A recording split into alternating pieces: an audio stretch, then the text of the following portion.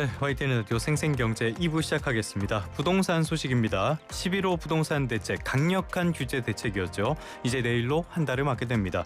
어떤 시장의 변화가 있었을지 윤지혜 부동산 R114 리서치 랩장과 알아보도록 하겠습니다. 랩장님 나와 계십니까?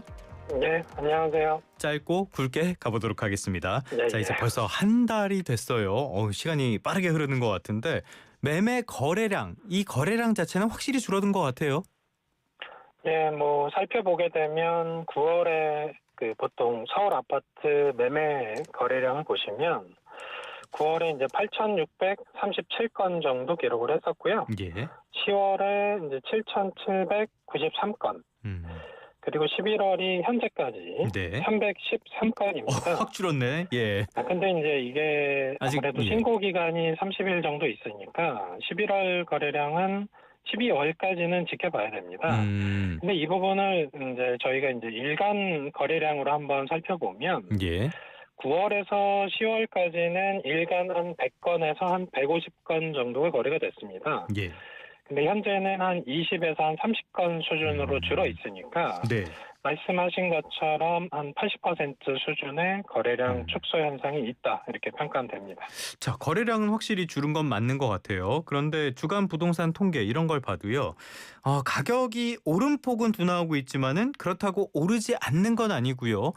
계속 오름세는 유지를 하면서 어떻게 보면은 가격이 하락하길 기대하시는 분들이 많을 텐데 그런 조짐은 전혀 보이지 않고 있거든요. 이런 것들 고원 현상이라고 하던데 이런 것들이 실제로 나타나고 있습니까?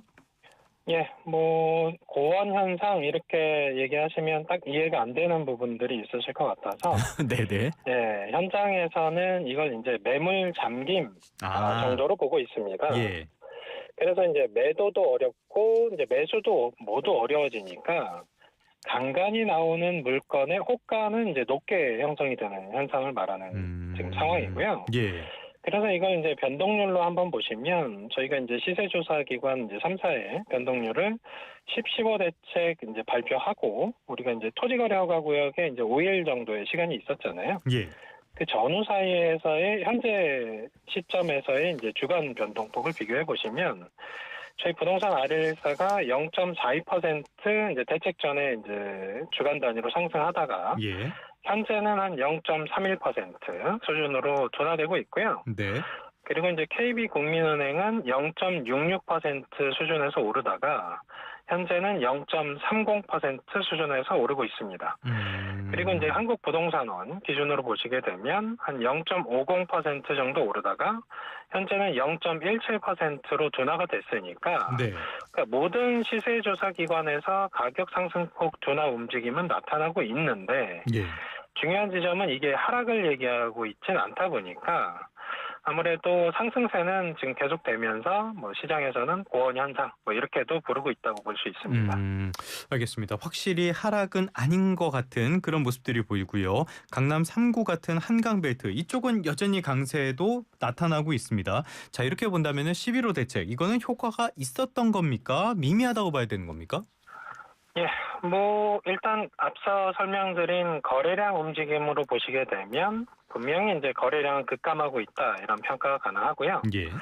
그리고 상승폭도 하락은 아닙니다만 둔화는 하고 있다, 이렇게 평가를 할 수 있는데 문제는 여전히 상승폭이 큰 지역들이 서울 주요 지역에서 있다는 점입니다. 그렇죠. 그래서 예. 예를 들어서 성동구 같은 경우가 이제 금주 발표된 시세, 그러니까 부동산원 기준입니다. 네. 기준으로 보시게 되면 성동구가 주간 단위로 0.37% 올랐고요. 굉장히 높네요. 예. 예, 그리고 용산구도 0.31%. 그리고 송파구도 0.47%. 이렇게 이제 한강벨트 중심으로는 여전히 강세를 보이고 있으면서 예. 서울 전역에서 현재 하락하는 지역은 아예 없습니다. 25개구 전체가. 그렇네요. 네네. 예, 그러면서 전반적으로 한 0.20% 수준에서 움직이고 있으니까 이제 고점에 대한 혹은 이제 중심지에서 신고가 움직임들 이런 것들이 계속은 되고 있다, 이런 평가니까 15 대책에 대한 사실 명확한 효과라는 부분들은 사실은 이제 10월 15일 기준에서 발표가 됐기 때문에 10월 통계로는 확인하기가 좀 어렵습니다. 중간에 애매하게 껴져 있으니까. 네네네. 그래서 11월 통계가 지금 뭐 11월 말 혹은 12월 초는 돼야 확인할 수 있으니까 그때 온전한 10-15 대책을 좀 평가할 수 있지 않을까 이렇게 보고 있습니다. 조금 더 보긴 해야 되겠지만은 지금까지 흐름을 봤을 때는 그렇게 썩 좋아 보이진 않고요. 또 하나 살펴봐야 될 게 역시 풍선 효과가 아닐까 싶어요. 화성이라든지 구리라든지 이런 쪽의 풍선 효과가 뭐 잦아들었다는 이야기도 있고 계속되고 있다 이런 이야기도 있는데 현장 분위기는 어떻습니까? 예, 뭐 서울과 마찬가지로 경기도도 12개 지역이 이제 규제 지역에 포함이 되면서 그 상승폭, 우리가 이제 주간 단위의 매매 가격 아파트 기준 상승폭이 0.10% 수준으로 내려오면서 상승폭은 좀 둔화되고 있습니다. 예. 다만 이제 규제 지역 안에서도 사실 강남 3구와 괴를 같이 하는 이제 과천 같은 지역은 주간 단위로 0.40% 오르고 있고요. 웬만한 서울 지역보다 상승폭이 크게 나타나고 있고, 그리고 이제 분당 이런 데는 주간 단위로 0.58% 오르고 있습니다. 예, 예. 그러니까 여전히 사실은 상승폭 자체는 주간 단위로 뭐 1%씩 오르는 거에 비해서는 많이 줄었다.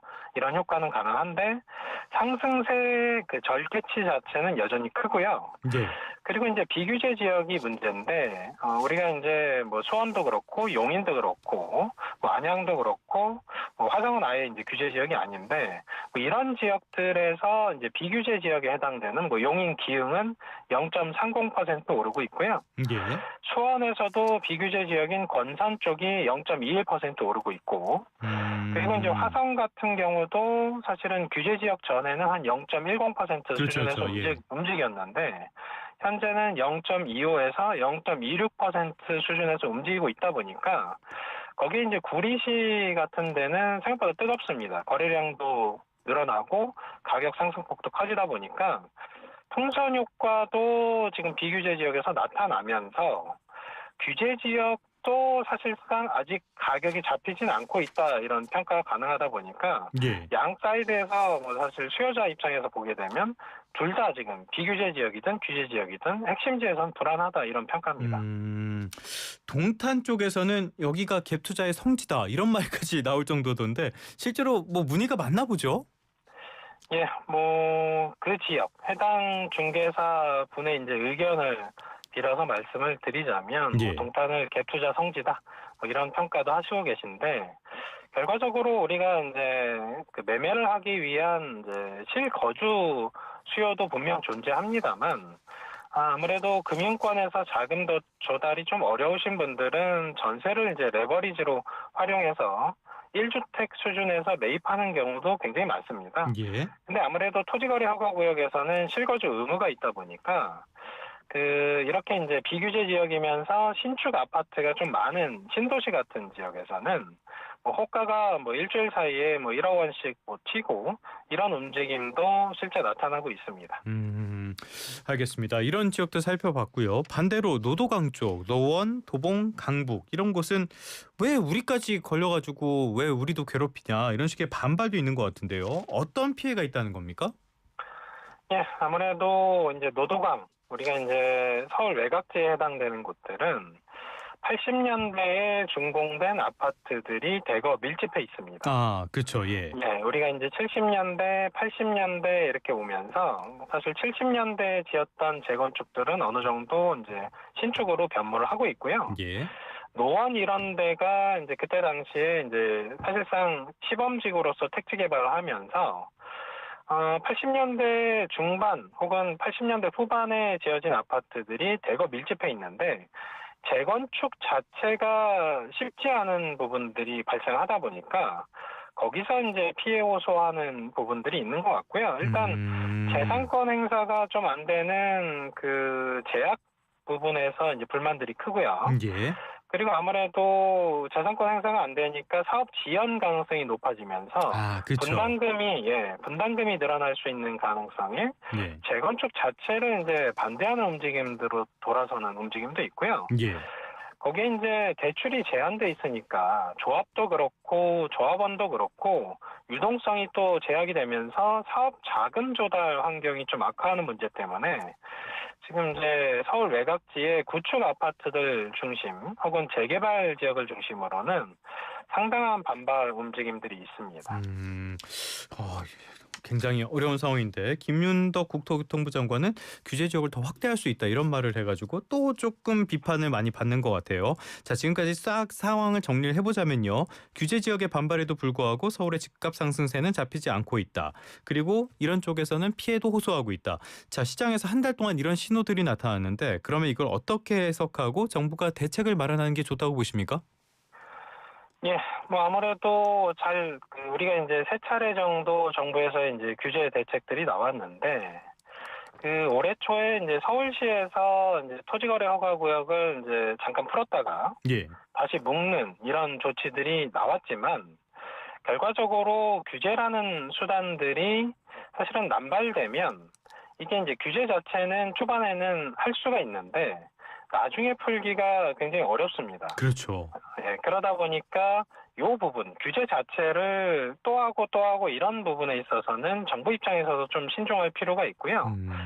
그리고 이제 우리가 규제를 할 때도 사실은 무차별적으로 규제를 하면 안 되고 뭐 수요나 지역에 대한 안배가 좀 필요한데 이게 너무 이제 광역적으로 지정이 되는 부분들이 있다 보니까 사실은 핀셋 혹은 이제 디테일한 규제에 대한 접점 부분들을 좀 확인을 한 다음에 움직여야 될 필요도 있다 이런 평가이기 때문에 사실상 앞으로 나오는 정책들에 있어서는 좀 더 신중할 필요가 있다 이런 평가입니다. 많은 조언을 주셨는데 이런 것들은 11호 대책 이전에 고민을 했어야 되는 부분이 아닌가라는 생각도 듭니다. 지금까지 윤지의 부동산 아릴리사 리서치 랩장과 함께했습니다. 오늘 말씀 고맙습니다. 감사합니다.